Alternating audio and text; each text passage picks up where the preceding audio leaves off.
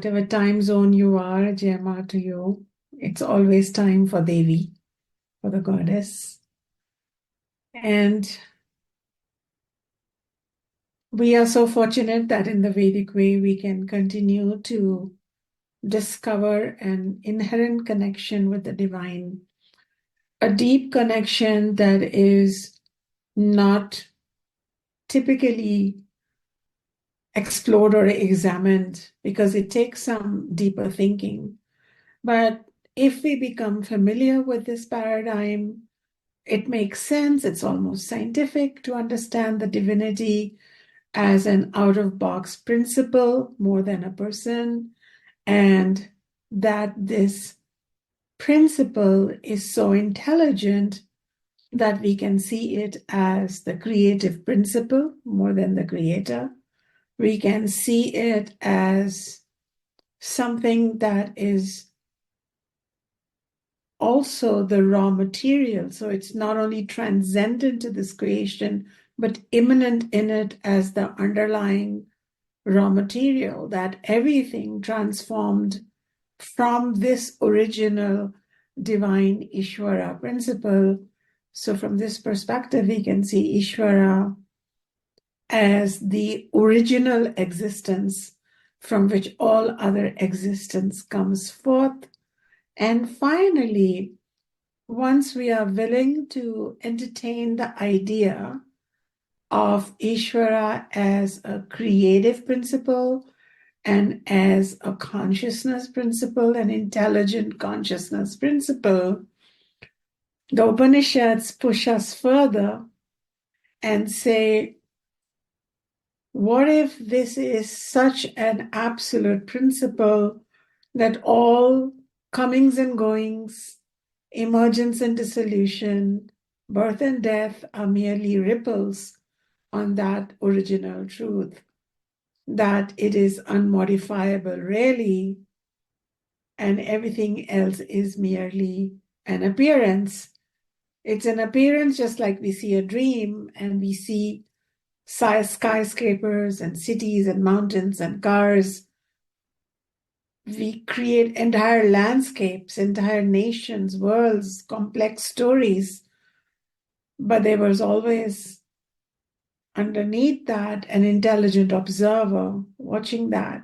In the same way, we understand Ishvara to be that unchanging cosmic observer.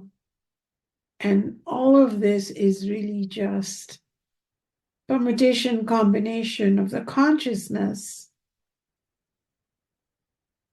And this really pushes to the extreme an average seeker's understanding of God. And because this is a special time, I believe this may be my last teaching in the Vedic way for December, because it's December 2023 when I'm imparting you this knowledge. And a cycle is concluding. It's a human-made cycle, but it's a cycle and it's concluding. And I wanted to leave you with some special contemplations on how to benefit from these kind of teachings.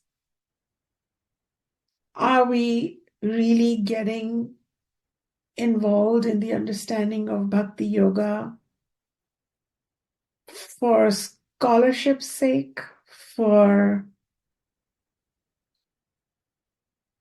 just simply benefiting from the opportunity because it has presented itself to you karmically? Or is there something that you can, something special that you can reap from this knowledge and in bringing it closer? In the Advaita tradition, which is the non-dual tradition, Advaita means two, A means non-two. So we are trying to discover that original existence, the ultimate reality. And we've been told by our teacher, by tradition, by scriptures, even by New Age teachers, that our self is special and that perhaps it has a connection to the ultimate reality. And while I offer a lot of teachings on unearthing that self, while we are en route to unearthing that self, discovering it, reclaiming it, and reclaiming that it's not the ordinary self claimed by the ego, but it is a very special, extraordinary self that is one with the divine reality, the first juncture in this journey, so to say, is to approach this divine reality as outside us in the form of a god, goddess, or divine figure with a form. And the Vedas give us an opportunity to see this divine form in male form, female form, mixed gender human form, animal form, plant form, tree form. So, because it is formless, so it didn't seem to make any logical sense to capture the formless divinity in one specific form, because then that would exclude all other forms. It would exclude all other existence. So not only was the realization that Ishwara dwells in every form, every particle of sand, every grain of rice, everything the Ishwara dwells, but in very special forms, it came to be regarded as easy access points of Ishvara. So for billions of Christians, or millions, I don't know how many Christians there are, probably that same omniscient principle started engaging with them through the form of Christ and other saints associated with Christ, but probably Christ is the epic of that phenomena. And for millions of Islam following humans, they're like, yeah, no, that's true. I met Allah in my dream, and I met Allah in the street, and I met Allah here and there and in the mosque. So they may not be using the same vocabulary or the same scientific technology, and they might have their own mythology or storytelling or belief systems, because that is the culturalized version of God. But what the Upanishads do is they provide a non-culturalized, non-mythologized aspect of divinity as Ishvara. And the mythology connected to it can be found in Hinduism, the religion. But when you go into the pure science and philosophy behind Hinduism, then we come into contact with Upanishads. And the first way we are asked to benefit from this engagement is knowing that we're not alone. We're not alone.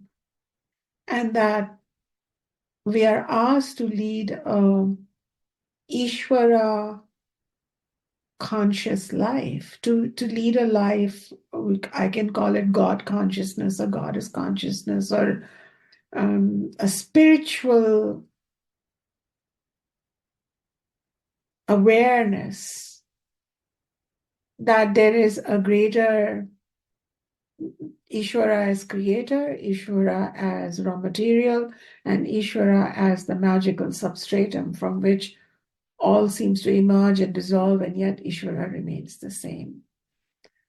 So we are asked to have this relationship with Ishvara at a distance.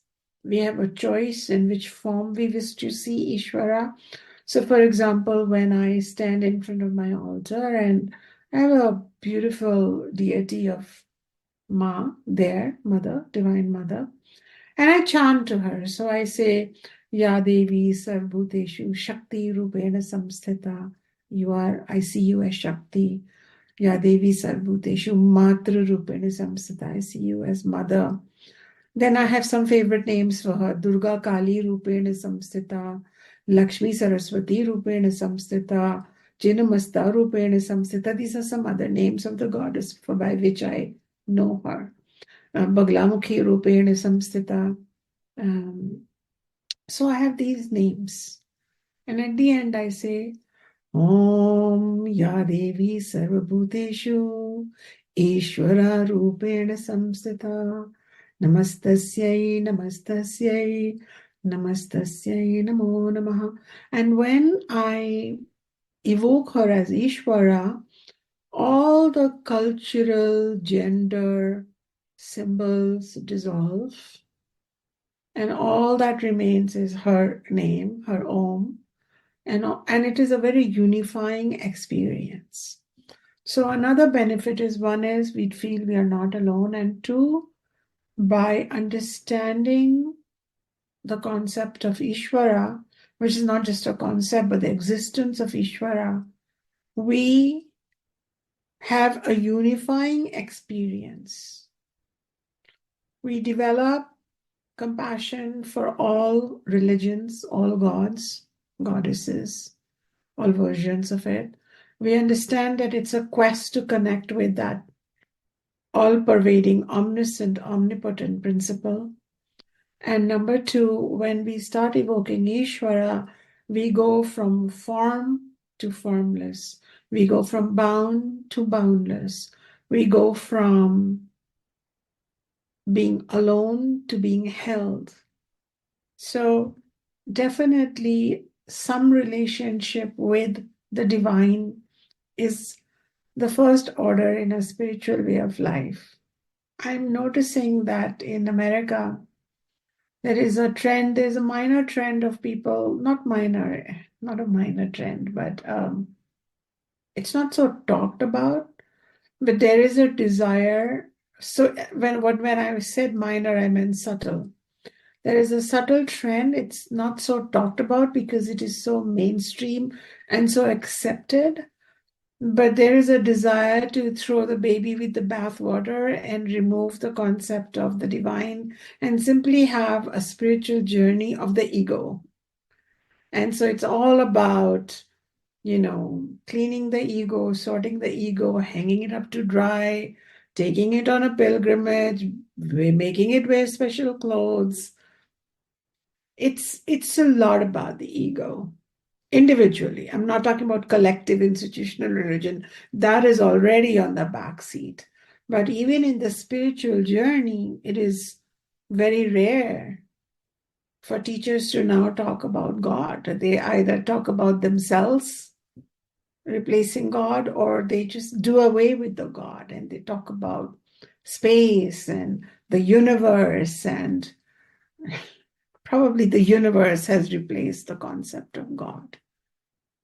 And that's okay. Probably it's a reaction to the rules and disciplines of institutionalized religions. And I'm not going into which is less dogmatic, which is more dogmatic. That is not where I'm heading. That's not where Bhakti Yoga is about. We're not into the politics of religion and the ethics of religion. We're not talking about that. What we're talking about is that to truly be a bhakta, to truly be a seeker of the self, first we have to hitch our wagon to the concept of Ishvara, a divine reality that nods gracefully at institutionalized versions of God, but also beckons us to not just stay there, but go deeper, descend deeper, or drop deeper. And so, if someone has an institutionalized religious practice, a teacher like me welcomes that, because you have some engagement with something higher than you. higher than your ego, where you come into awe or you come into silence when you enter that monastery or church or temple or gurudwara, or the mosque. There is something that happens to the mind where it becomes quieter, where a few tears drop. And from a journey perspective, from a science perspective, that humbling of the ego or that recognition that there is a higher mystical element, which my people call by different name and those people call by different name, but there is that mystical presence. That's actually helpful to go on the Bhakti Yoga journey. If we are in the business of denying the presence of a greater transcendent reality, then it's really hard to soften into the pathways of Bhakti Yoga. So if you are on the edge, whether you're listening to me live or in the future you will listen, and you plan to stay in the Vedic way, then you may be persuaded by the pure scientific understanding of Ishwara. And when I say science, I mean logical. It means the kind of understanding of Ishwara that goes beyond what you were told or what you were asked to believe simply. But just like there is one sun for all beings, all creatures, there's one moon, there is this one divinity, which the wise call or the knowers call by different names. So this knowledge of oneness and one divinity existed in ancient India, and in the Rig Veda, which is the oldest Veda, we find this saying, Ekam Sat Vipraha Bahuda Vatanti. Ekam means one, Sat means truth. Vipraha means the knowers of religion, the keepers of the truth, the wise ones. Bahuda Vadanti. Bahuda means multiple ways. Vadanti means they speak of that one truth in multiple ways. One truth in multiple ways. I am not saying, oh, all religions are the same, everything is equal, all messages. I'm not talking at that kind of political speech level. I'm saying all yearning is the same. And all miracles come from the same source. All illumination, all guidance comes from the same. And I'm talking about the heart of the true seeker. Because at some point, if somebody is a true Christian, a true Hindu, a true Sikh, a true Jaini, a true Muslim, like true as in they've gone beyond the human institutions, do's and don'ts, but they've really connected with that divine spark, and it has purified their ego, it has softened them. Then you'll find the same heart beating in each one of them. That is what happens.